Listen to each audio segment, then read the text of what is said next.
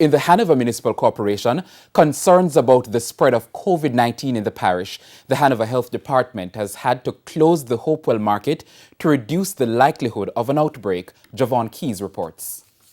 These images are a far cry from the usual Friday activity at the Hopewell Market in Hanover. Nothing for sale, as the health department has had to close the facility. Councillor for the Hopewell Division, Devon Brown, explains. There was a vendor in the Hopewell Market that some family member contracted the COVID, hence the entire family was quarantined. Now another person came and worked for that vendor also. It is alleged that person become deceased because of the COVID. He says the facility has been deep cleaned and sanitized. Well, we closed it from Tuesday of this week, hence and it was washed yesterday. It was washed yesterday and sanitized by the health department. So by weekend or so, it should be up and running again.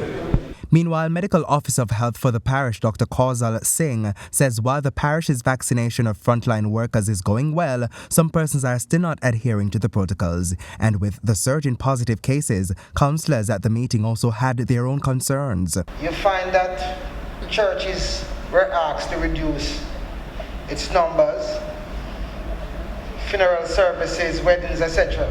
Now we are seated within the confine of this room, and we have roughly 25 people within this setting.